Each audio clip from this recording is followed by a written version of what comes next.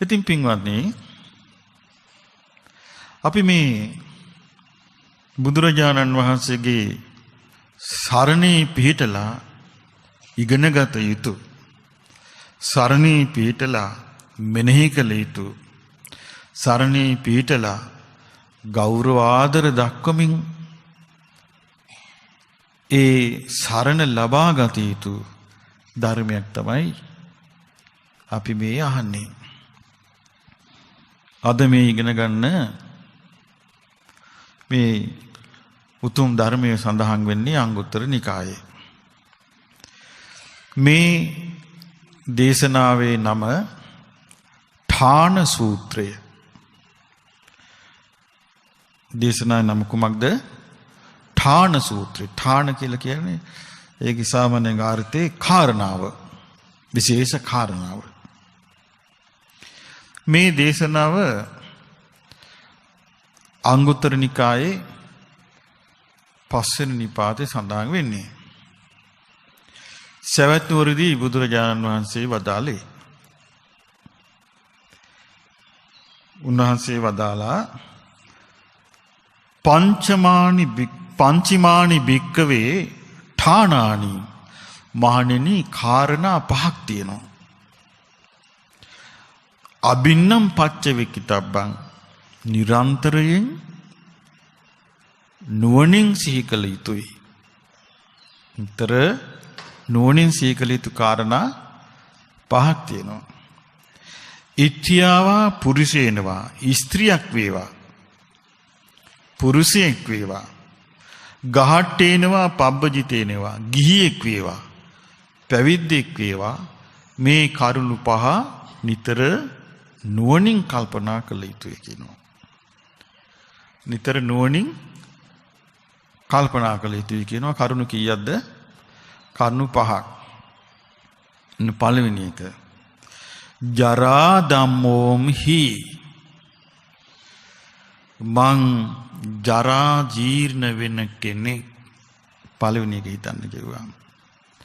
මම දි รา යන ස්වභාවයට අයිති කෙනෙක්. ජරං අනතීතෝති මම මේ ජරාවට පත් වී යන බව ඉක්මවා ගිහින් නැහැ. ඒකේ යටතේ ඉන්නේ. ජරාවට පත් වෙන ස්වභාවයට යටත් වෙලා ඉන්න කෙනෙක් කියන එකයි ඉක්මවා ගිහින් නැහැ කියන්නේ. ස්ත්‍රියක් වේවා පුරුෂයෙක් වේවා ගිහියෙක් වේවා පැවිද්දෙක් වේවා මේක නිතර නිතර සිහි කර යුතුයි කියනවා. ඒක තමයි පළවෙනි එක. මම ජරාවට පත් වෙන කෙනෙක්. මම ජරාව ඉක්මවා ගොහින් නැහැ කියලා මේ කාරණේ නිතර නිතර සිහි කළ යුතුයි කියනවා. පළවෙනි එක. දෙවෙනි එක මම ලෙඩ වෙන ස්වභාවයෙන් යුක්ත කෙනෙක්. දෙවෙනි එක මොකද්ද? ලෙඩ වෙන ස්වභාවයෙන් යුක්ත කෙනෙක්. ලෙඩ වෙන ස්වභාවය ඉක්මවා ගිහින් නැහැ. එහෙනම් ඉන්නේ ලෙඩ වෙන ස්වභාවයට යටත්ව. ලෙඩ වෙන ස්වභාවය ඉක්ම ගිහින් නැහැ. මේකත් නිතර නිතර සිහි කරන්න කිව්වා. දැන් කීයද? දෙකයි. මරණ ධම්මෝමි මං මැරෙන ස්වභාවයෙන් යුක්ත කෙනෙක්. තමන්ව හඳුන ගන්න කිව්වා. මෙන්න මේ ඔය කියන ගති ඔය කියන දේවල් වලින් තමන්ව හඳුන ගන්න තියෙන්නේ. මම මැරෙන ස්වභාවයෙන් යුක්ත කෙනෙක්. මරණං අනතීතෝති මම මරණය ඉක්මවා ගිහින් නැහැ. එහෙනම් තමන් වාසය කරන්නේ මරණයට යටත්ව. මේක ගිහි වේවා පැවිදි වේවා නිතර මෙනෙහි කරන්න කිව්වා. ඊළඟට මෙනෙහි කරන්න කිව්වා. දැන් කරුණ කීයක් මෙනෙහි කරන්න? 3යි. පළවෙනි එක ජරාවට පත් වෙන ස්වභාවයෙන් යුක්ත කෙනෙක්. ඒක ඉක්මවා ගියේ නැහැ. 2 ලෙඩ වෙන ස්වභාවයෙන් යුක්ත කෙනෙක්. ඒක ඉක්මවා ගිහිල්ලත් නෑ. 3 මැරෙන ස්වභාවයෙන් යුක්ත කෙනෙක්. ඒක ඉක්මවා ගිහිල්ලත් නෑ. 4 සබ්බේහි මේ පේහි මනාපේහි මට ප්‍රිය වූ මනාප වූ සියල්ලෙම නානා භව විනා භව වෙන් වෙලා යන්න සිද්ධ වෙන කෙනෙක්. මට මං ආස කරන යමක් ඇද්ද? මං ආස කරන යම් දෙයක් ඇද්ද? ඒ වයින් මට වෙන් වෙන්න වෙනවා. ඒ වයින් මට වෙන් වෙන්න වෙනවා කියලා. ගිහි වේවා, පැවිදි වේවා, ස්ත්‍රී වේවා, පුරුෂ වේවා මෙනෙහි කරන්න කිව්වා. මෙනෙහි කරන්න කිව්වා. මොකද්ද කියපු 4 වෙනි කාරණේ? මට ප්‍රියමනාප මං ආසා කරන යමක් ඇද්ද? ඒිනොත් මට වෙන් වෙන්න සිදු වෙනවා කියලා මෙනෙහි කරන්න කිව්වා. මේවා මෙනෙහි නොකිරීමෙන් තමයි අර්බුද හටගන්නේ. ඊළඟට බුදුරජාණන් වහන්සේ 5 වෙනි කාරණේ දේශනා කරනවා. කම්මස්සකෝම්හි මගේ දේ හැටියට මට තියෙන්නේ මම සිත කය වචනයෙන් කියපු කරපු සිතපු දේ. අස්සක කියන්නේ තමන්ගේ දේ. කම්මස්සකෝම්හි මගේ දේ හැටියට තියෙන්නේ මම සිතෙන් හිතපුවා, වචනෙන් කියපුවා, කයින් කරපුවා. කම්ම දායාදෝ මගේ දෑවැද්ද ඒකයි. කම්ම යෝනි එයින් තමයි මගේ උප්පත්ති ස්ථානය හැදෙන්නේ. කම්ම බන්දු මගේ ඥාතියා එයා. මගේ ඥාතියා කවුද? මා සිතන දේ. මගේ ඥාතියා කවුද? මා කටින් පිට කළ වචන. මගේ ඥාතියා කවුද? මගේ ක්‍රියාව. කම්ම යෝනි කම්ම බන්දු. බන්දු කියන්නේ නෑදෑය. කම්ම පටිසරණෝ මට තියෙන පිළිසරණ මම හිතන විදිය. මට තියෙන පිළිසරණ මම කතා කරන දේ. මට තියෙන පිළිසරණ මම කරන ක්‍රියාව. යං කම්මං කරිස්සාමි කල්යාණං වා පාපකං වා. හොඳ හෝ නරක හෝ යම් කිසි ක්‍රියාවක් යම් කර්මයක් මනසින් වේවා වචනෙන් වේවා කයින් වේවා මම කරන්නෙම්ද ඒක තමයි මගේ දායාදය. මේක ස්ත්‍රීන් වේවා පුරුෂයින් වේවා ගිහියෝ වේවා පැවිද්දෝ වේවා නිතර මෙනෙහි කරන්න කිව්වා. දැන් මේ මෙනෙහි කරන්න කියලා මේවා කිව්වේ කවුද? අපි සරණ ගියපු අපේ ශාස්ත්‍රුන් වහන්සේ. මේක මෙනෙහි කරන්න කියපු හේතුව උන්වහන්සේ දේශනා කරනවා. මහණෙනි මේ කුමන යහපතක් දැකලාද මම මේ විදිහට මෙනෙහි කරන්න කියන්නේ කියලා බුදුරජාන් වහන්සේ වදාලා. මහණෙනි මම මෙනෙහි කරන්න කියලා කිව්වා. බුදුරජාන් වහන්සේ වදාරන්නේ ජරාවට පත් වෙන කෙනෙක් මං. ජරාව ස්වභාවයේ කොට ඉන්න කෙනෙක්. ජරාවට පත් වෙනවා කියන්නේ මොකද? ජරාව තමයි මම මුණ දීලා තියෙන මගේ ශරීරේ තියෙන ස්වභාවික ඉරණම. ඒක මම ඉක්මවා ගිහිල්ලා නෑ කියලා මෙනෙහි කරන්න කියන්නේ කුමන යහපතක් දැකලාද කියනවා. අත්තිබික්කවේ සත්තානං යොබ්බනේ යොබ්බන මදෝ. මහණෙනි සත්වයන්ට යෞවන කාලෙට ඇති වෙනවා මොකද්ද? යෞවන මදේ. මද කියන්නේ මත්වීම. මත්වීම කියන්නේ වෙරි. ඩෝප්. තරුණ කාලේ ඇති වෙනවා වෙරියක්. ඔබට ඇති වුනේ නැද්ද දැන් වයසට ගිහිලා හිටියට? තරුණ වෙරිය හටගත්තේ නේ? හටගත්තා. දැන් වෙරි හිඳිලා. ඇයි හේතුව? නාකි වුණා. එතකොට දැන් ඉන්න කාලේ දැන් අපිට වෙරි හිඳුනාට අනිත් තරුණ තරුණියන්ට වෙරිද නැද්ද? වෙරි පිට ඉන්නේ. ඇයි හේතුව? දන්නේ නැහැ. තමන් ජරාවටපත් වෙනවා. තමන් ජරාව ඉක්මවා ගිහිල්ලා නෑ කියලා දන්නේ නෑ. මේකේ භයානකම මං කියන්නම්. මේකේ තියෙනවා ඉස්සරහට. යේන මදේන මත්තා යම් මත්වීමකින් වෙරි වුණාද කායේන දුච්චරිතං චරಂತಿ. කයින් දුෂ්චරිතයේ යෙදෙනවා. ඒ හේතුව තමන්ට ලෙඩ වෙලා නැහනේ. තමන් නාකි වෙලා නැහනේ. තමන්ට එතකොට ඒකින් තමන් මුලා වෙලා නැහැ. දුෂ්චරිතයේ යෙදෙනවා. වාචාය දුච්චරිතං චරಂತಿ. වචනින් දුෂ්චරිතයේ යෙදෙනවා. මනසා දුච්චරිතං චරಂತಿ. මනසින් දුෂ්චරිතයේ යෙදෙනවා. තරුණ වයසේ ගොඩක් අය මේ දුෂ්චරිතය නිසා සමහරු බොහොම තරුණ වයසේ සමහර ගෑන් ළමයි ගබ්සා කරගන්නවද නැද්ද? කරගන්නවා නේද? Taman දැනගත්ත නම් අනේ මම මහලු වෙලා යන ධර්මතාවයකට අයිති එක්කනේ. මම මේක ඉක්මවා ගිහලා නැහැ කියලා Tamanට ඒ බඳු අනාගතයක් එනවා කියලා දැනගෙන සංවර වෙනවා. එයාට අර වෙරිය හිඳෙනවා. ඒකටයි බුදුරජාණන් වහන්සේ මේක දේශනා කළේ. තරුණ වයසේදී එයා මොකක්වත් කල්පනා කරන්නේ පිස්සුවෙන් වගේ අර කාම පස්සේ දුවනවා.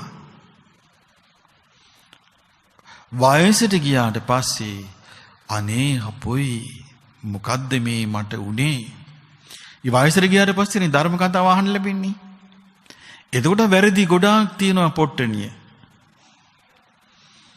එතකොට ධර්ම කතාව ඇහෙනකොට Tamanට ඔටෝ පොට්ටනිය ලෙහෙනවා නිකම්ම. එතකොට මතක් වෙනවා මගේ මේවා කෙරිලා නොවේ. මගේ මේවා කෙරිලා නොවේ. මේවා කෙරිලා නොවේ කියලා මතක් වෙනවා. ඒ මතක් වෙන්නේ මොකෝ? Taman දැනගෙන Tamanට මතක්ුනේ නෑ Taman නාකි වෙන බව. Tamanට මතක්ුනේ නෑ ජරාවට පත්වෙන ස්වභාවය Taman ඉක්ම ගිහිල්ලා නැති බව. හැමතිස්සෙම තිරියන් වෙලා ඉන්න පුළුවන් කියලා හිතුවා. දැන් බලන්න බුදුරජාණන් වහන්සේ කොච්චර දෙයක් අපිට මොනතරම් ආරස්සාවක් කියලා තියෙනවද? දැන් මේව තරුණ වයසේ ළමයින්ට අහන්න ලැබෙනවද? නෑ, අහන්න ලැබෙන්නේ අර ජරා ෆෝන් වලින්. ෆෝන් වල තියෙන ජරාවමයි. Facebook වලින් තියෙන ජරාවමයි. ඔය ජරාව තුල ජරාවෙන් ජරාවටපත් වෙලා අසුචි වලී බැහැගෙන වගේ කාව මඩ ගොහරුවේ ඉන්න කෙනාට මේකේ මත් වෙලා ඒකේ මාස්වාද වෙන කෙනාට කයින් දුෂ්චරිතය යෙදීම, වචනෙන් දුෂ්චරිතය, ඊළඟට කොටස බොනවා, බීලා එහෙම විනාශ වෙනවා. එහෙම මද්ද්‍රව්‍ය වලට ඇබ්බැහි වෙනවා. ඒකෙන් විනාශ වෙනවා. එහෙන් හොරකම් වලට ඇබ්බැහි වෙනවා. ඒකෙන් විනාශ වෙනවා. මේ වැනි දේවල් වෙන්නේ නැද්ද? අන්තිමට පසු මේ ධර්ම හරියට ඉගෙන ගත්තට පස්සේ මොකද වෙන්නේ? මහා විශ්වෝපයකට මහා පසුතැවිල්ලකටපත් වෙනවා. භයානක වැඩේ එක නෙමෙයි. Tamanට මේක කාටවත් කියා ගන්නට බෑ. ලැජ්ජයි නොවේ. කියා ගන්නට බෑ වෙච්ච සංගීතිය. ඊට පස්සේ මොකද වෙන්නේ? හිත ඇතුලෙන් Tamanටම නිඳා කර කර ඉන්නවා. සුගතියක් හැදෙයිද? සුගතිය හදාගන්න පුළුවන් තිසරණේ මනාකොට පිහිටියොත්. තිසරණේ මනාකොට පිහිට ගන්නට බැරි වුණොත් මම ඔබට ඒකට පුංචි උපමාවක් කියන්න. උපමාවක් නෙමෙයි, උදාහරණයක්. මල්ලිකා දේවී අහලා තියෙනවනේ මල්ලිකා දේවී. මල්ලිකා දේවී එක්තරා ආත්මයක තමන්ගේ ගෙදර උත්සවයකදී එළුවෙක් මැරිව්වා. ගෙදර කට්ටියට පාටියකට සලකන්ට. ඒකේ විපාක හැටියට ආත්ම භව 500ක් බෙලි කැපුම් කෑවා. එතකොට එකට කීයද ගුණ? එකට 500යි. එතකොට ධර්මයේ තියෙනවා තිරිසන් සතෙකුට කෑම වේලක් දුන්නොත් කී ගුණයක විපාකද? 100 ගුණයක විපාක. ඒකේ විපාක කීයද? එකට 100යි. ධර්මයේ සඳහන් වෙනවා මිනිස්සුෙකුට කෑම වේලක් දුන්නොත් 1000 ගුණයක විපාක. එතකොට ඒකේ විපාක කීයද? එකට 1000යි. එතකොට තිරිසන් සතෙක්ව මැරුවොත් එකට 500යි. එතකොට තිරිසන් සතෙක් මැරුවොත් එකට 500 නම් මිනිස්සෙකුට කෑමක් දුන්නොත් එකට 1000 නම් මිනිස්සෙක් මව කුසීම ඝාතනය වුණොත් එකට කීයද? එකට 5000යි. 5000 වතාවක් මව කුසී මැරෙනෝය.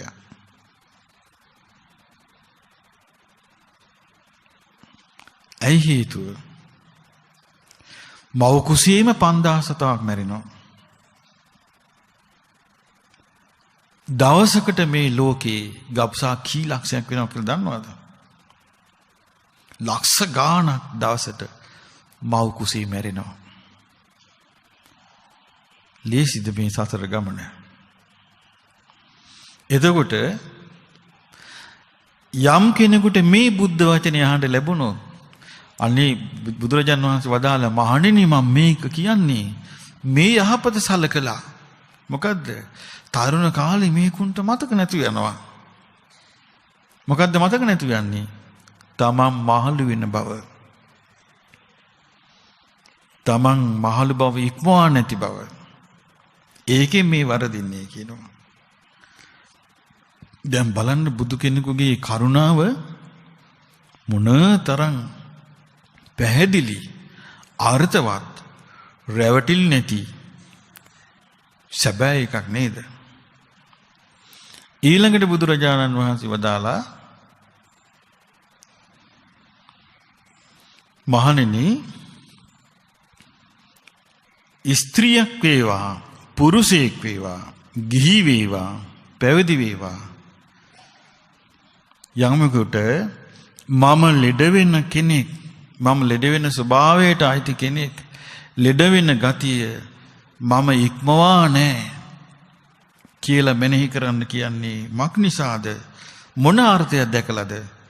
මහණෙනි මේ සත්වයන්ට තියෙනවා ලෙඩ නොවි ඉන්නකොට අත්තිබික්කවේ සත්තානං ආරෝග්ගේ, ලෙඩ නොවි ඉන්නකොට ආරෝග්‍ය මදෝ, ලෙඩ නොවි ඉන්නකොට නිරෝගී වෙරිය. ඒකටත් වෙරි වෙනවා.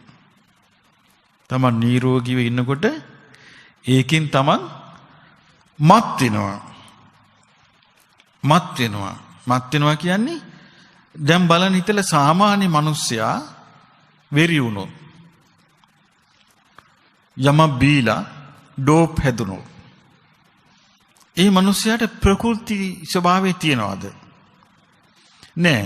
සාමාන්‍ය ප්‍රකෘති විදිහට හිතන්න පුළුවන්ද? බෑ. ඒකට කියනවා මත් වීම. එතකොට නිරෝගී කමින් මත් වුණාමත් එහෙමයි. ඒකට මත් නොවීමට තමයි බුදුරජාණන් වහන්සේ වදාළේ හිතන්න කියනවා. මොකද්ද? ලෙඩ වෙන ස්වභාවයට අයිති කෙනෙක්. තමන් ගැන හිතන්න කියනවා මම ලෙඩ වෙන ස්වභාවයට අයිති කෙනෙක්. මම මේක ඉක්මවා ගිහිල්ලා නෑ. එතකොට බුදුරජාණන් වහන්සේ වදාළා මහණෙනි මේ මත්වීම නිසා, මේ වෙරිය නිසා කායේන දුච්චරිතං චරಂತಿ, කයින් දුස්චරිතේ හැසිරෙති. ඔන්න නිරෝගී කමකට කරගන්න දේ. ලාභයක් නෙමෙයි කරගන්නේ, හානියක්. වාචාය දුච්චරිතං චරಂತಿ, වචනෙන් දුස්චරිතේ හැසිරෙනවා. මනසා දුච්චරිතං චරಂತಿ, මනසින් දුස්චරිතේ හැසිරෙනවා. හැබැයි කියනවා මහණෙනි මේ ලෙඩ වෙනවා කියලා මම හිතුවොත්, මේ විදිහට කල්පනා කළොත් යෝ ආරෝග්‍ය මදෝ, මේ නිරෝගීකම ගැන තියනෝද යම් කිසි මත්වීමක්? සෝ සබ්බසෝවා පහියති, සම්පූර්ණ මේක නැති වෙනවා කියනවා. තනුවාපන හෝති. එහෙම නැත්නම් ඒක අඩු වෙලා යනවා කියනවා. අන්න කොච්චර ලස්සනද උන්වහන්සේ මේ මනුෂ්‍ය సంతානයේ වැඩ කරන ආකාරය දැකලාද? ඊළඟට බුදුරජාණන් වහන්සේ වදාලා දැන් ওই දෙවෙනි කාරණේ. තුන්වෙනි කාරණේ මොකද්ද? මරණය ස්වභාවයේ කොට ඇති කෙනෙක්. මම මරණය ඉක්මවා ගිහිල්ලා නෑ කියලා තමන් ගැන කල්පනා කරන්න කියනවා. ඇයි එහෙම හිතන්න කියන්නේ? ඒකේ අර්ථයක් තියෙනවා කියනවා. ඒකේ ප්‍රයෝජනයක් තියෙනවා කියන ලොකු ප්‍රයෝජනයක්. අත්තිබික්කවේ සත්තානං ජීවිතේ ජීවිත මදෝ. මේ සත්වයන්ට තියෙනවා ජීවත් වීම ගැන මත්වීම. ජීවත් වීම ගැනත් වෙරි. මෙරිලා නැති එක ගැන මත්වීම. එතකොට මොකද වෙන්නේ? මම දවසක් මතක හැටියට මම දවසක් ඒක පත්තරයක වගේ මම දැක්කේ කෝච්චිය යනවනේ මිනිස්සු වැඩට. මිනිස්සු කෝච්චිය වැඩට යනකොට මේ තරුණ කොළුවෙක් ඔය සමහර විට කාර්යාලවල ඊළඟට මේ එහෙම පන්තිවල ඊළඟට සමාජවල අර නිකන් පිරිසව නිකන් අර විනෝද කරවන්න ජෝක් කරන ඉන්නව නේද? හිනස්සන්න. එතකොට මිනිස්සුත් ඒ ජෝක් වලට hina වෙනවා. ඔය වගේ මිනිස්සු කිටිය තරුණ කොළුවෙක් කෝච්චිය යනවා. දැනට කෝච්චිය දොරේ එල්ලිලා අර සාමාන්‍යයෙන් ස්ලෝ කරගෙන යන අවස්ථාවලදී පාරේ යන වයසක අයට නිඳා කරනවා. නාකියෝ කියනවා. කිව්වහම අර පාරේ යන අය මොකද කරන්නේ? හිටතොට කියලා කෝච්චිය පස්සේ පන්නනවා. එතකොට කෝච්චිය යන මිනිස්සු මොකද කරන්නේ? හක ගගා අරකට සතුටු වෙනවා. ඉතින් ඔහොම කර කර කොල්ලු ගැටියෙක් ගියා. යනකොට මම හිතන්නේ මේ අර කැලණි පාලම ගාවේදී වෙන්නේ නැති මේක උනේ. කොහොම හරි ඒ ස්ටේෂන් එකේ නවත්තලා ටිකක් එහෙම කෝච්චිය ස්පීඩ් කරන්න ඉස්සර වෙලා මෙයා එළියට බැහැලා වයසක 100 කෙනෙක් හැරමිටි ගගනකට නාකියෝ කිව්වා. 100 දැන් හැරමිටිය උස්සගෙන පන්නනවා කෝච්චිය පස්සේ. දැන් මෙයා 100 දිහා බලාගෙන මේව කරගෙන 100ට ඇද කර කර යනකොට අර කැලණි පාලමේ තියෙනවා අර දෙපැත්තේ තියෙනවා මේ යකඩ දෙපැත්තේ. ඒකේ වැදුනා. එතනමයි.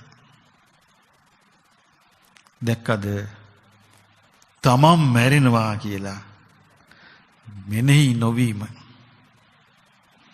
තමන් මැරෙනවා කියලා තමන්ට මතක් නොවීම. තමන් මරණය ඉක්මවා ගිය කෙනෙක් කියලා තමන් ගැන නොදැන සිටීම. දැන් බලන්න බුදුරජාණන් වහන්සේ දේශනා කරන ඔය ජීවිත මදේ නිසා මත්වීම නිසා තමන්ට මොකවත් වෙන්නේ නැහැ කියලා. කායේන දුච්චරිතං චරಂತಿ. කයින් දුස්සිරිතේ දෙනවා. වාචාය දුච්චරිතං චරಂತಿ. වචනෙන් දුච්චරිතේ දෙනවා.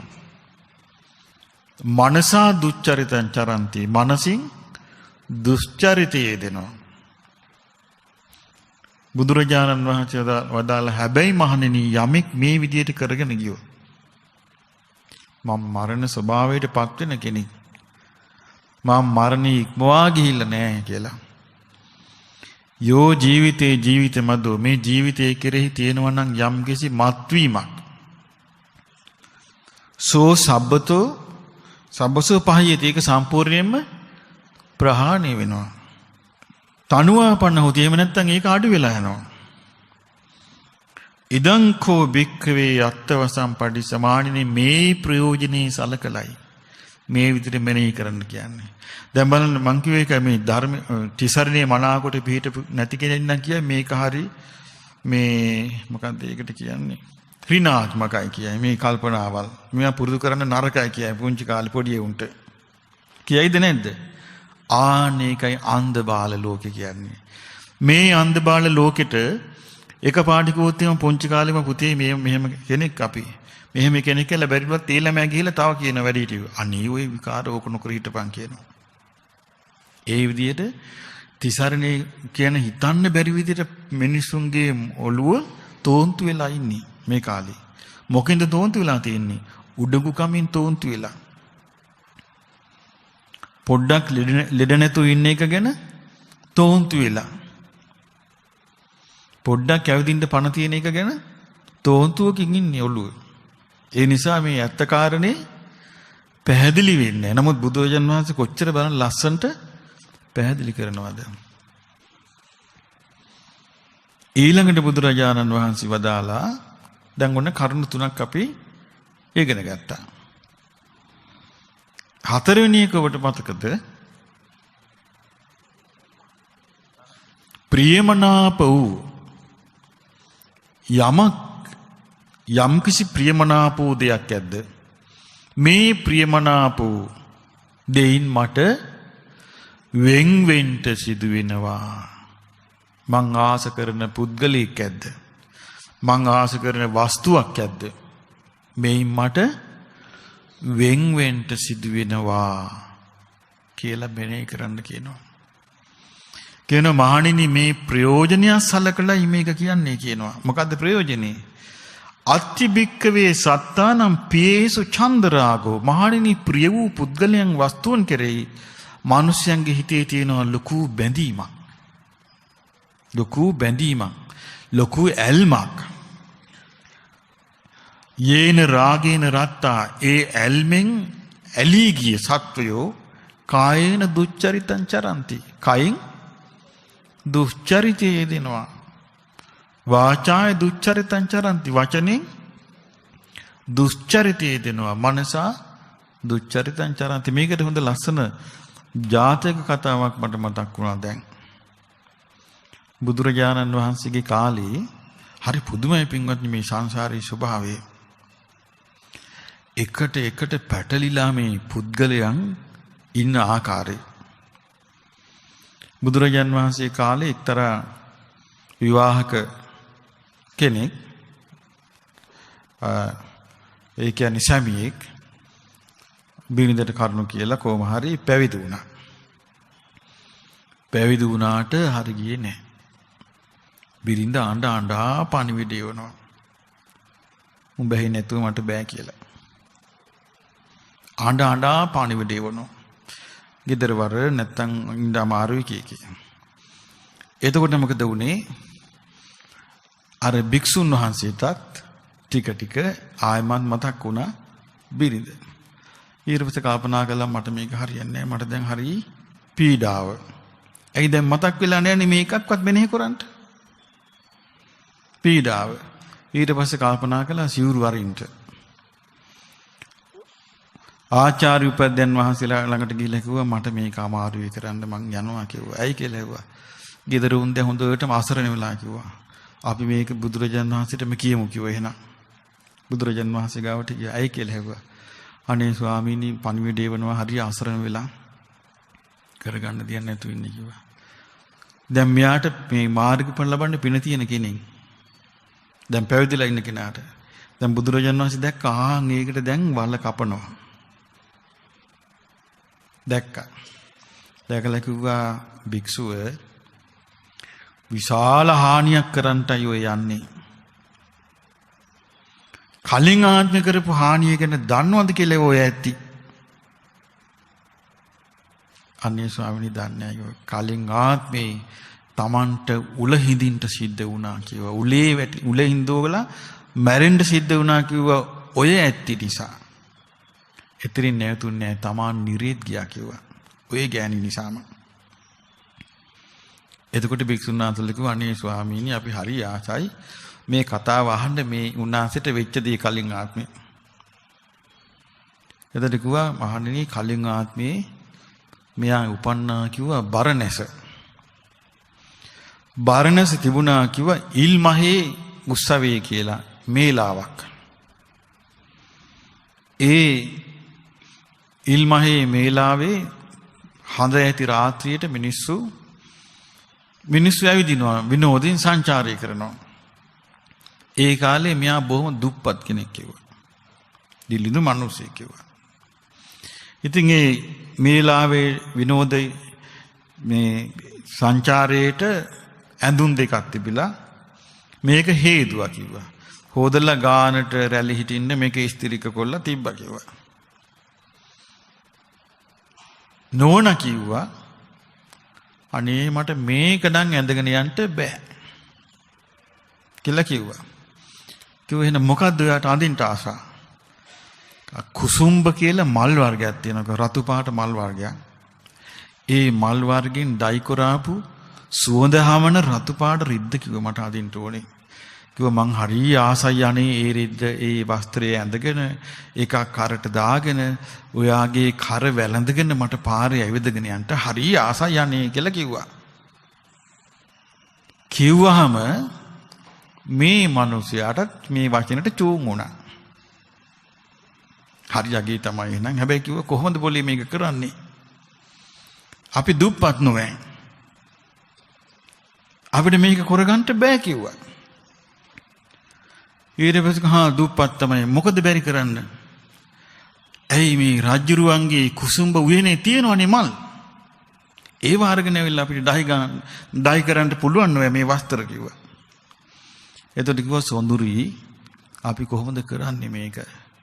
ඒ රජුරුවන්ගේ කුසුම්බ මල් උයන රාක්ෂසාදීන් අධිග්‍රහිත පොකුණක් වගේ අපිට ලං වෙන්න බෑ කිව්වා. එතකොට බිරිඳ කියනවා ඒම කොහොමද වෙන්නේ? වීරියවන්ත පුරුෂයෙකුට අන්ධකාර රාත්‍රිය උක කරන්න බෑ. ඒ කිව්වේ මොකද්ද මේ? හොරකම් කරගෙන වරින් කියලා මේ කියන්නේ. වීරියවන්ත පුරුෂයෙකුට අන්ධකාරයේ රාත්‍රිය උක කරන්න බෑ කිව්වා. දැන් අර රාගෙන් මත් වුණා. බලන්න ප්‍රිය වූ දේ ගෙනියන තැන රාගෙන් මත් වුණා. හිමීට අන්ධකාර රාත්‍රිය පිටත් වුණා මෙයා. මොකේද මේ යන්නේ? අර නෝනාගේ අදහස ඉෂ්ට කරන්න. දැන් මෙයාට ආසාව තියෙන අර නෝනා කරපු කාරණේ මොකද්ද? නෝනා කැමති රතු වතක් හැඳගෙන රතු වතක් පොරවගෙන බිරිඳගේ ගෙල මේ ගෙල බදාගෙන පාරේ ඇවිදින්න. ඔන්න ආසාව. ඒක හිතේ අත්හැර ගන්න බැරුව දැන්. ටෝකක් කැල්ල කිව්වනම් හරිනේ තියෙන එක ඇඳගෙන පළ කියලා. බලන්න වැරදිච්ච තැන. ඊට පස්සේ මොකද වුනේ? දැන් මෙයාගේ හිතේ තියෙන්නේ මේ ආසාව. වසී වුණා. වැට බින්දගෙන ඇතුළට පැන්නා. කුසුම්බ උයනේ. මුරකාරයන්ට මේ සද්දේ ඇහුණා. ඇහිලා එහෙම මේ කෑ ගැව හොරෙක් කියලා කෑ ගැවුවා. මෙයා බය වුණා, දුවන්න ලෑස්ති වුණා, දුව ගන්න බෑ, අහුණා. හොඳටම ගැහුවා එතනම. ගහලා එක්කන් ගියා. පහුවදා රජුරුව වදේ නියම කළා. උලහිඳුපන් කිව්වා. උලහින්දෙව්වාම හිස මුදුනේ කපුටෙක් වැහුවා. කපුට තුඩින් ඇහැ උලුප්පනෝ දැන්. මෙයාට පණ තියෙනවා. ඇහැ උලුප්පනකට මෙයා කියනවා අනේ මට මේ උල ඉඳවීමෙන් ඇති වේදනාවක් ඇද්ද? යකඩ තුඩු වගේ තියෙන මේ කපුටාගේ තුඩු වලින් මගේ ඇස උලුප්පන එකේ වේදනාවක් ඇද්ද? මේකට මට දුකක් නෑ කිව්වා. මට දුක අපේ හාමිනෙත් එක්ක ඒ හාමිනේ රතු වස්ත්‍රයක් ඇඳගෙන පොරවාගෙන මගේ ගෙල වැළඳාගෙන පාරේ ඇවිදිනවා කිව්වා. මට ඒක නැති වුණා. මට ඒක නැති වුණා කියලා බිරිඳගෙන රාගෙම්ම මැරිලා නිරේ ගියා. රාගසිතේ මරුණාම නිරේ යන්නේ. නිරේ ගියා. කිව්වා බුදුරජාණන් වහන්සේ වදාළ මහණෙනි එදා ඒ නිරේ ගියේ කිනා තමයි කෝ දැන් මේ භික්ෂුව. ඒ බිරිඳමයි ඔය කිව්වා. කොහොමද ගැට ගහලා යන හැටි? එකම ජෝඩුව. ඒ බිරිඳමයි ඔය කිව්වා. මොකද හේතුව? ප්‍රියමනාපෝ දෙයින් වෙන්වෙන්න බැරි කම. බලන්න ධර්මයේ මෙනෙහි කරගන්න මේ ධර්මයෙන් උගන්වන්නේ එතකොට මොනතරම් විස්මිත ශිල්පයක්ද? මේක තරම් ආශ්චර්ය අద్భుත ශිල්පයක් මේ ලෝක ධාතුවේ කිසිම ශාස්ත්‍රයක නැහැ. මේ ශිල්පේ මොකද්ද? සතර අපායන් ගොඩලන ශිල්පය. ආශ්චර්ය ශිල්පයක්. තියෙන මහණෙනි මේම හිතුවනම් මේ විදියට ප්‍රිය වූ දෙයින් මට වෙන් වෙන්න සිදු වෙනවා කියලා මෙනෙහි කළා නම් මෙයා එක්ක සම්පූර්ණයෙන් මේ හිත ඒ ප්‍රිය වූ දේ කරේ තියෙන බැඳීම නැති වෙනවා. එහෙම නැත්නම් ඒක මෘදු වෙනවා, තුනී වෙනවා. මහණෙනි මේ අර්ථය දැකලා මම ගිහි අයටයි පැවිදි අයටයි කියන්නේ මේක මෙනෙහි කරන්න කියලා. මේවා මෙනෙහි කරගන්න බැරි අය මරණයටපත් වෙලා කී දෙනෙක් ප්‍රේතලෝ යෝනියේ ඉපදිලා ප්‍රේතය වෙලා පෙරේතය වෙලා ගේ මුළු වල ඇද්ද? සත්තු වෙලා කොච්චර ඇද්ද ගේ වටේ කැරකි කැරකි. බල්ලෝ බලල් වෙලා ගෙදරට කොච්චර එනව ඇද්ද? තමන්ගේ ඥාති අපිට හොයන්න පුළුවන්ද? හොයාගන්න බෑ. එච්චර අන්ධකාරයි යථාර්ථය. බුදු කෙනෙක් තමයි මේ අඳුර විනිවිද මේක මතු කරලා දෙන්නේ. ඊට පස්සේ පින්වත්නි දැන් අපි කරුණු කීයක් කිව්වද? 4යි. පස්වෙනි කාරණාව බුදුරජාණන් වහන්සේ වදාළ මහණෙනි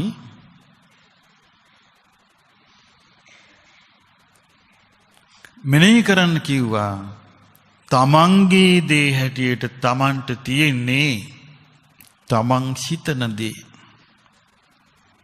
තමන් කටින් කියාපු වචන තමන් කයින් කරපු දේ තමයි තමන්ගේ දේ හැටියට තමන්ට තියෙන්නේ. ඊළඟට කිව්වා මේක තමයි කිව්වා තමන්ගේ දායාදය. එහෙනම් අපි පස්සෙන් එන දායාදය මොකද්ද? අපි හිතන රටාව. අපි පස්සෙන් එන දායාදය තමයි අපේ වචන කියපු වචන. අපේ පස්සෙන් එන දායාදය තමයි අපි කයින් කරපු ක්‍රියාව. දැන් බලන්න පින්වත්නි මම ඔබට මතක් කළා සරණ මෙනෙහි කරන ඒ ආශ්චර්ය ක්‍රමය. මොකද්ද? තමන්ගේ යම් දුර්වලකමක් ඇති වෙනවාද? එතන තමන් ගැන තමන් අවධානයෙන් ඉන්න ඕනේ නේද? මේක සරණ මනාවකට පිළිටන්ට නම් තමන්ට අපි කියමු තමන්ගේම ගෙදර තරහකට ගන්නවා කියලා සුළු දෙයකට. අනේ මේ තරහ භාග්‍යතුන් වහන්සේට නෑනේ. අනේ මේ තරහ නැති කරන දෙයක් නෙමේ ධර්මයේ තියෙන්නේ කියලා සරණ ඒ බුදුරජාණන් වහන්සේගේ සරණනේ මට උතුම්. මේ තරහ ප්‍රහාණය කරන දහම් සරණනේ මට උතුම්. ඒ ශ්‍රාවක සංඝරත්නයේ සරණේ මට උතුම් කීකේ මෙනෙහි කරනකොට තමන්ගේ මනස ඍජු වෙන්නේ නැද්ද? සිත ඍජු වෙනවා. සිත ඍජු වෙනකොට වචනේ සංවර වෙනවා. සිත ඍජු වෙනකොට වචනේ සංවර වෙනවා. කයත් සංවර වෙනවා. කයේ වචනේ තියෙන වක්‍ර ගතිය නැතු යනවා. නැත්නම් තියෙනනේ හිතේ වක්‍ර ගතිය. ඒකනේ කයට මේ වචනෙට බෝ වෙන්නේ. මොකද්ද මේ වක්‍ර ගතිය? එකක් හිතනවා, තව එකක් හිතනවා, තව එකක් හිතනවා. කෙලින්නේ හිත. එතකොට වචනෙත් කෙලින්නේ. එකක් හිතනවා, එකක් කරනවා, ආයෙ වෙන එකක් කියනවා. ක්‍රියාවත් එහෙමයි. කෙලින්නේ. එතකොට තිසරණේ මනාකොට පිහිටා සිටිනවා නම් එයාගේ සිත කෙලින් වෙනවා. එයාගේ වචනේ ඍජු වෙනවා. වචනේ ඍජු වෙනවා කියන්නේ මොකද්ද? වචනේ සීලවන්ත වෙනවා කියන එකයි. වචනේ ඍජු වෙනවා කියන්නේ. ඒ කියන්නේ බොරු කියන්නේ නැහැ, කේලම් කියන්නේ නැහැ, හිස් වචන පරස වචන කියන්නේ නැහැ කියන එකයි. වචනේ කෙලින් වෙනවා. කායික ක්‍රියාව කෙලින් වෙනවා. එයා චරිතේ රකින්නවා කියන එකයි. එතකොට මේ වගේ වෙනවා තිසරණේ මනාකොට මෙනෙහි කර කර හිටියොත්. හැබැයි ඒකට ගොඩාක් උපකාර වෙනවා මේ තමන් රැස් කරන්නා වූ කර්ම තමන් නේද ගෙනියන්නේ. තමන් නේද තමන්ගේ කුඹුර තුන් අයුරකින් වගා කරගන්නේ. සිතෙන් වගා කරනවා. වචනයෙන් වගා කරනවා. කයින් වගා කරනවා. කාටද අස්වැන්න හිමි? ගොවියාටයි. ඒ වගාව කළ යම් ගොවියෙක් ඇද්ද ඒ ගොවියාටයි ඒ අස්වැන්න. ඉතින් මේ විදිහට තමයි මේක යන්නේ. එතකොට බුදුරජාණන් වහන්සේ වදාලා මහණෙනි මේ යම් කර්මයක් රැස් කරන මේක තමයි උප්පත්ති ස්ථානේ. එහෙනම් අපි උපත තීරණය වෙන්නේ මෙතන. එතකොට බලන්නේ බුදුරජාණන් වහන්සේගේ ධර්මයේ කොච්චර පැහැදිලිද කියලා. දැන් අපි අනේ අපිට අසවල් දේ වේවා අසවල් දේ නොවේවා අපිට අරක ලැබෙන්න මේක ලැබෙන්න අරක ලැබෙන්න එපා මේක ලැබෙන්න එපා කීකේ අපි මෙනෙහි කරනවා කියමු. එහෙම මෙනෙහි කරාට හරියන්නේ නැහැ. ඇයි හේතුව? වෙන්නේ අපි කියපු කරපු දෙයට අනුරූප වූ දෙයක්. ඒකට අනුරූප වූ දෙයක් වෙන්නේ. ඉතින් ඒ නිසා අපි ඒක හොඳට තේරුම් ගන්න ඕනේ. හොඳට තේරුම් ගන්න ඕනේ. දැන් බලන්න අනුරූප දේ තමන්ගේ ක්‍රියාව ඍජු වීම ගැන හරි ලස්සන සිත පහදන දෙයක් අපගේ සාරිපුත්ත මහ රහතන් වහන්සේ ගැන පොතේ කියවන්ට ලැබුණා. සාරිපුත්ත මහ රහතන් වහන්සේ වැඩ සිටිය කාලේ රජගහනුවර මම හිතන්නේ වේලුවනේ දායක පිරිසක් උපාසකවරු කැවුම් ගෙනල්ලා පූජා කළා උදේට. සංඝයා කැවුම් වැළඳුවා. කැවුම් ඉතුරු වුණා. ඒ උපාසකවරු කෝ ස්වාමීනි මේ ඉතුරු වෙච්ච කැවුනුත් තියෙනවා අපි මේකත් පූජා කරනවා කියලා ඒකට ඒ මිනිස්සු පූජා කරලා ගියා. එතකොට සංඝයා කල්පනා කළා කතා වුණා මේ උදේ පිටතට වැඩි ස්වාමීන් වහන්සේලා ඉන්නවා. උන්වහන්සේලාට වැඩියොත් උන්වහන්සේලාට වළඳන්න දෙමු කියලා තිබ්බා. ඉතින් සාමාන්‍යයෙන් විකාලයට යන්න මුකුත් තියන්නේ නැහනේ. ඒ නිසා උන්වහන්සේලා වඩින්න පාටක් නැහැ. ඊට පස්සේ සංඝයා හිතුවා ආයමත් ඒ තියෙන කැවුම් ටික බෙදන්න. සාරිපුත්ත මහ රහතන් වහන්සේට දුන්න කැවුම්. උන්වහන්සේත් වැළඳුවා. අනිත් වළඳලා ටික වෙලාවකින් අර වඩින්නේ නැහැ කියලා හිතපු සංඝයා වැඩියා. වැඩියාන් පස්සේ සාරිපුත්ත මහ රහතන් වහන්සේ උන්වහන්සේගේ තියෙන නිහතමානී ගුණය නිසා උන්වහන්සේ වදාලා අපි ඔබ වහන්සේලා වඩි කියලා හිතුවේ වඩි නැති වෙයි කියලා හිතලා අපි වැළඳුවා මේ වැඩිපුර තිබිච්ච කැවුම් කිව්වා. එතකොට ඒක මේ සාරිපුත්තයන් වහන්සේගේ ශිෂ්‍ය භික්ෂුවක් කියනවා ස්වාමීනි ප්‍රණීත දෙයට ආසා නැත්තේ කවුද කියලා කෙලෙස් සහිත කතාවක් කිව්වා. ප්‍රණීත දෙයට ආසා නැත්තේ කවුද කියලා. එවලෙම සාරිපුත්ත මහ රහතන් වහන්සේ අදිෂ්ඨාන කළා. පිරිනුවන් පාන අතුරු කැවුම් වළඳන්නේ නැහැ කියලා. බලන්න මේ අතහැරීම. අපි මේ වීචි කරනදී මේ හොයලා ගිහිල්ලා ආයෙ හොය අල්ල ගන්නවා. බලන්න මේ අතහැරීම කියන එක.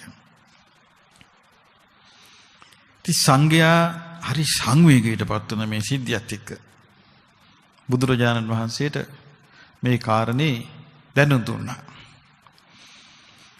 බුදුරජාණන් වහන්සේ වදලා ආයේ සාරිපුත්තගේ හැටි නොවේ. එහෙම තමයි සාරිපුත්ත කිව්වා. කලින් ආත්මෙත් උහම තමයි කිව්වා. ආයේ අත්තරපු දෙයක් ගන්නෙ නෑ කිව්වා. එතකොට බුදුරජාණන් භික්ෂුන් වහන්සේලා ලැබුවා ස්වාමීනි කලින් ආත්මෙ මොකක්ද එහෙම වුනේ? කිව්වා මහණෙනි කලින් ආත්මික බෝධිසත්වයෝ විෂ වෛද්‍යවරයෙක් වෙලා හිටියා.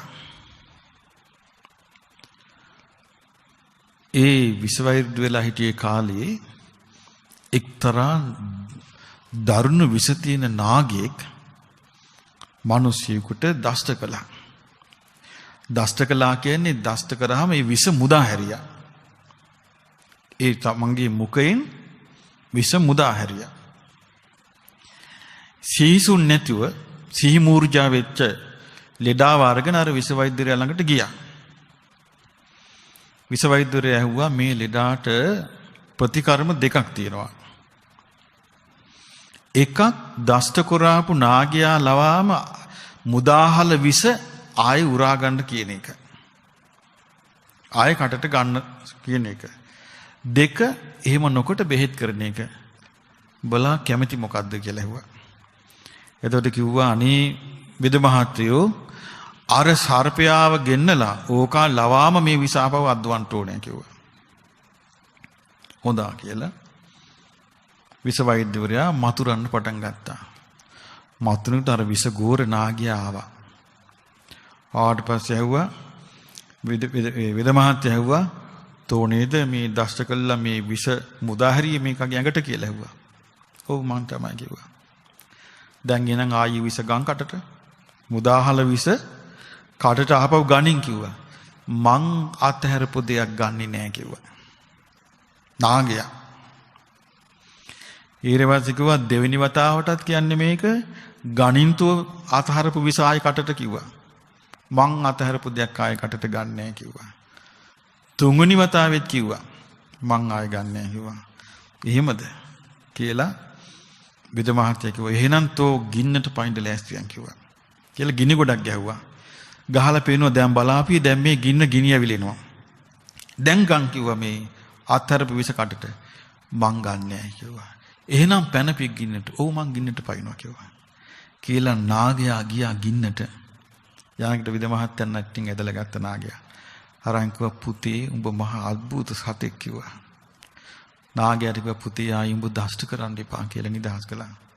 බුදුරජාණන් වහන්සේ වදාලා එදා විද මහත්තයා මම එදා නාගයා ඔය සාරිපුත්ත කොච්චර ආශ්චර්යද මේ ඍජු බව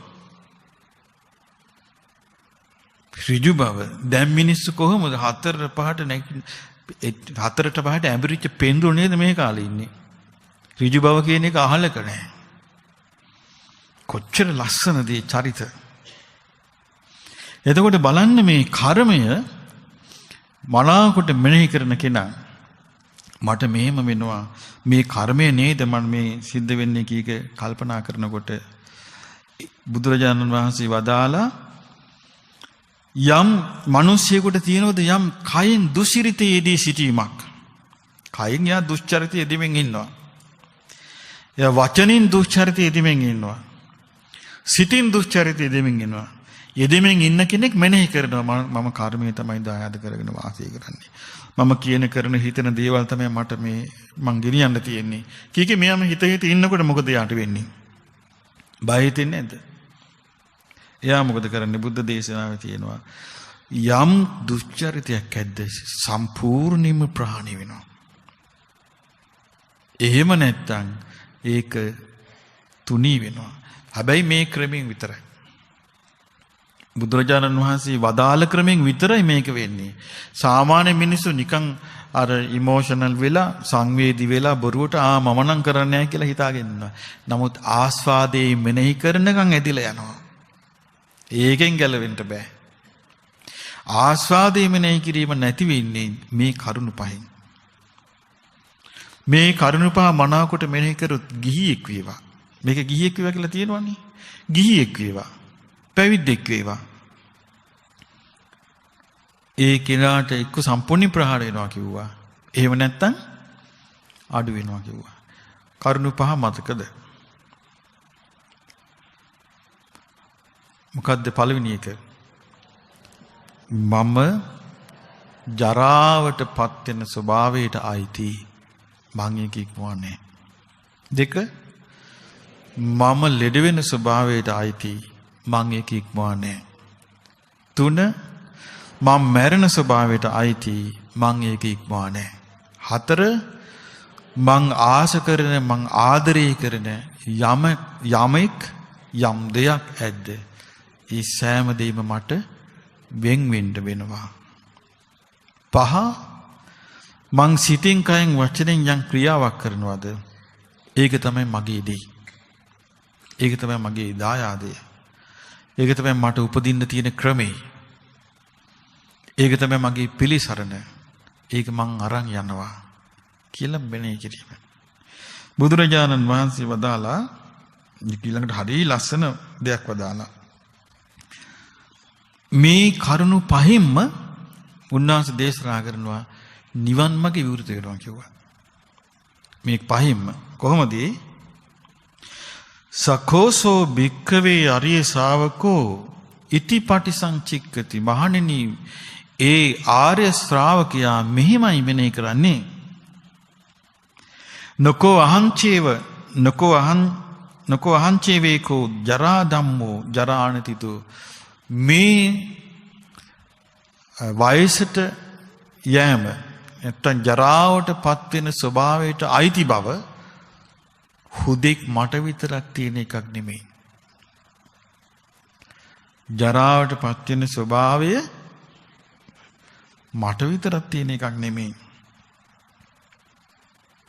ජරාව ඉක්මවා නැති බව මට විතරක් තියෙන එකක් නෙමෙයි. යාවතා සත්තානං ගාගති ගති චුති උපපත්ති.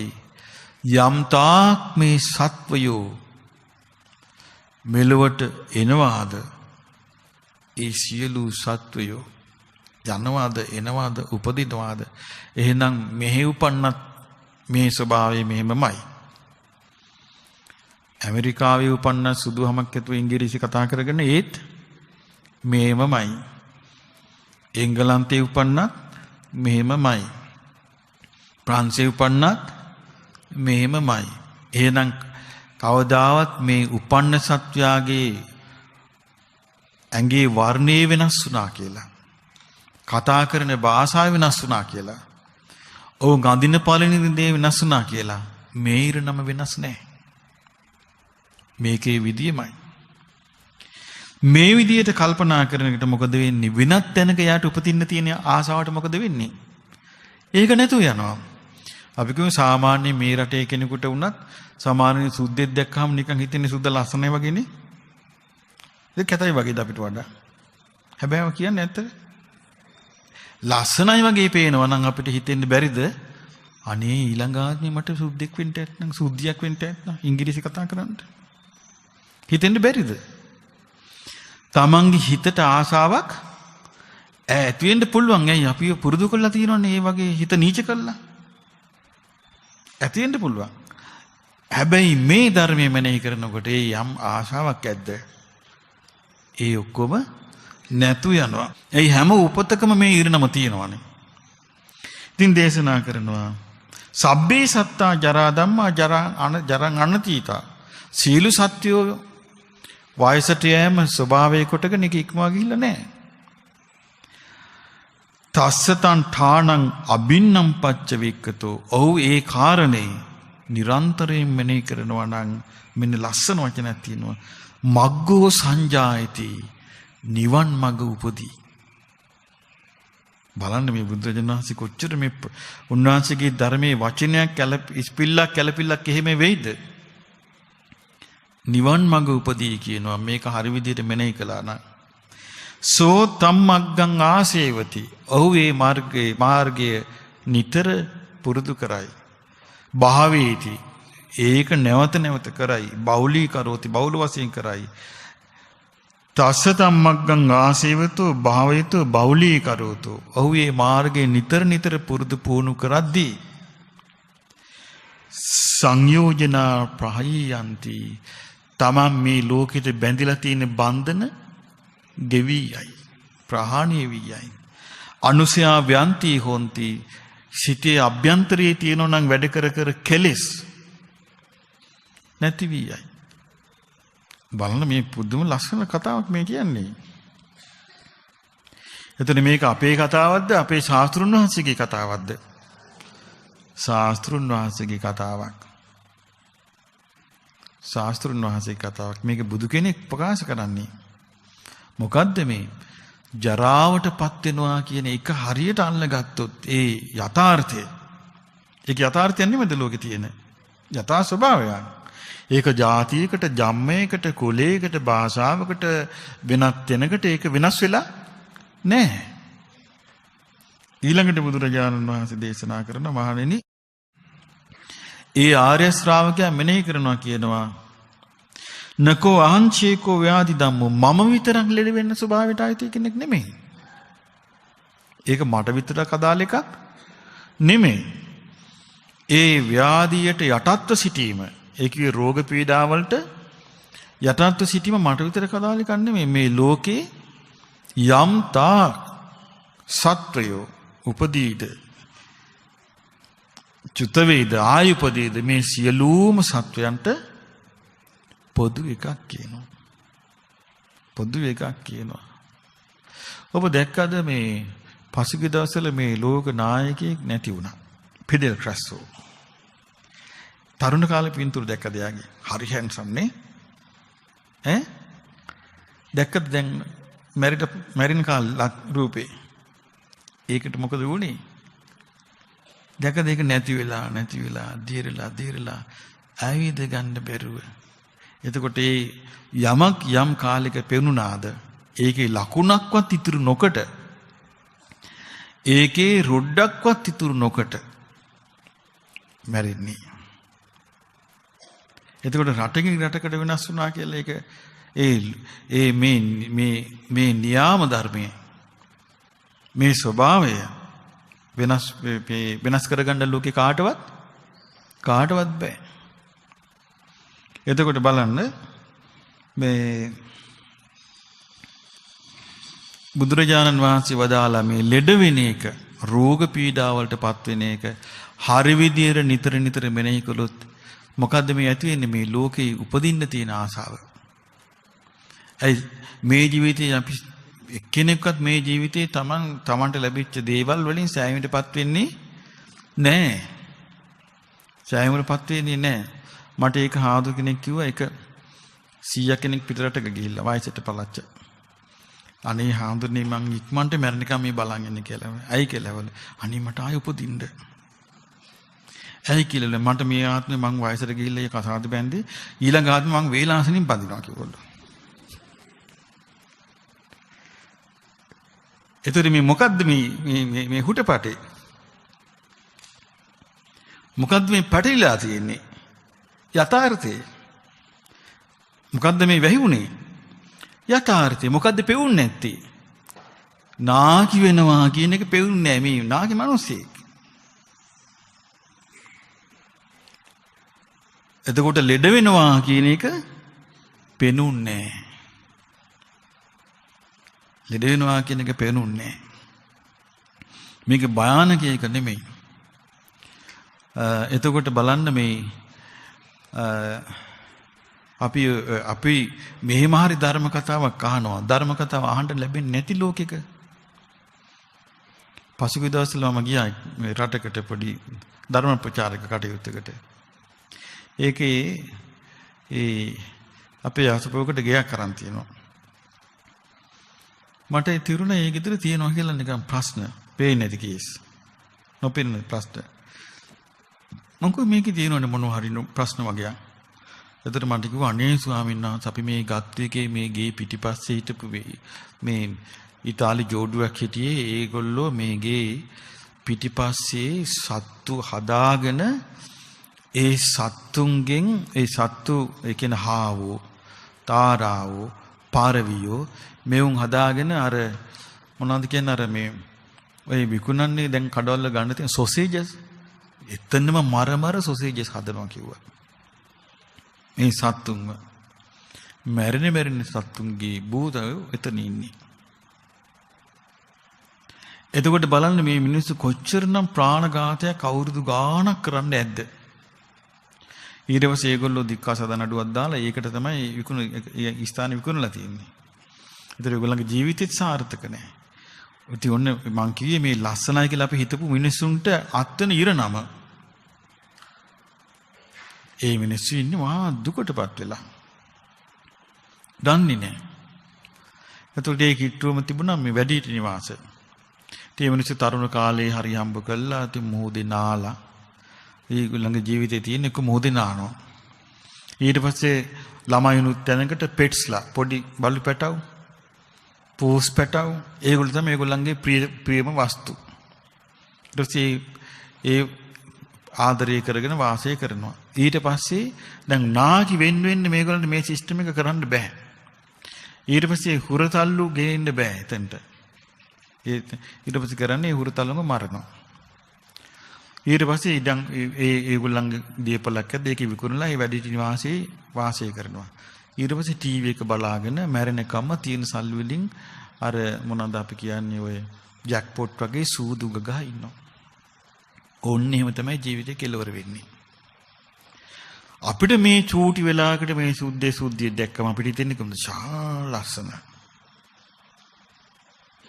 ඉරණම පේනවද අපිට? ඉරණම පේන්නේ. ඉරණම බලන්න ඕනේ. සියලු දිනාටම සාධාරණ ඉරණමක්. සතර අපායට දොරටු විවර කරගත්තු ඉරණමක්.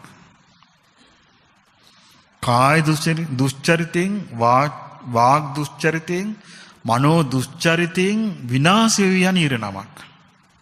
ඒකට ಜಾතියක් ජම්මයක් බෙදිලා නැහැ. ඒ නිසා පින්වත්නි බුදුරජාණන් වහන්සේ වදාළ මේ මරණ ස්වභාවයත් මෙනෙහි කර කර හිටියොත් මේ සත්වයා මට විතරක් මරණය අදාළ එකක් නෙමෙයි මේ ලෝකෙ උපදින යම් තාක් සත්වයක්ද මේ හැමෝටම පොදු එකක්. ආන් එතකොටයි මේ අපේ හිතේ තියෙන මේ බන්ධන මේක එක කොකු ගහන සිතේ තියෙන ස්වභාවය වෙනස් වෙලා යන්නේ. එතකොට මේ මග්ගං සංජායති මාර්ගය හටගනි. නිවන් මඟ පහළ වෙන විදිය මේ තියෙන. ඊළඟට දේශනා කරා මට විතරක් ප්‍රියමනාප වස්තුන්ගෙන් වෙන්වීමේ ඊරණම මට විතරක් අදාළ එකක් නොවේ. මේ ලෝකේ යම්තා උපදින සත්වයෝ ඇද්ද? චුත වෙන සත්වයෝ ඇද්ද? ඒ සියලු දිනාටම ප්‍රියමනාප දේවල් වලින් වෙන්වෙන්ට සිදු වෙනවා. ඒ නිසා මේක ලෝකයට පොදු ධර්මතාවයක් කියලා මෙනෙහි කරනකොට මොකද වෙන්නේ? තමන්ගේ මේකේ නිදහස් වෙන මාර්ගයට හිත පුරුදු වෙනවා. ඊළඟට කර්මය ගැනත් තියෙනවා. මට විතරක් මේ කර්මය තමන්ගේ දෙයක් වෙලා නෙමෙයි. ලෝකේ යම්තාක් සත්වයක්ද? ලෝකේ උපදින යම්තාක් සත්වයදී සියලු දිනාටම මේ කර්මය එහෙම තමයි කියනවා. මේ මෙනෙහි කරනකොට මාර්ගය උපදිනවා. මග්ගෝ සංජායති. ඒ මෙනෙහි කරගෙන යනකොට ඒ මාර්ගය වඩනවා කියනවා. අන්න ඒ විදිහට තමයි මේ අපගේ ශාස්ත්‍රුන් වහන්සේ බලන්න මේ ශ්‍රාවකයන්ව කොයිතරම් නොනැති බවට පත් කරනවද. හැබැයි ඒක ගන්න දක්ෂ වුණොත් හරි. ගන්න බැරි වුණොත් නම් ඉතින් හරීම අපරාධයක් මේ මනුස්ස ජීවිතේ. මේ වාසනාවන්ත දෙයක් ඇහි මොකද්ද කනේ වැදිලා අහක ගියා වෙනවා. වාසනාවන්ත දෙයක්. මේක හරියට හිතේ පිහිටව ගන්නට බැරුව ගියොත්. ඒ නිසා අපට මේ ධර්ම කරුණු නිතර මෙනෙහි කර ගන්නට වාසනාව ලැබේවා. සාදු සාදු සාදු. මෙවැනි වටිනා ධර්මදේශනා නැරඹීමට ශ්‍රද්ධා YouTube channel එක subscribe කර සීනුව ලකුණ ඔබන්න. නමෝ බුද්ධාය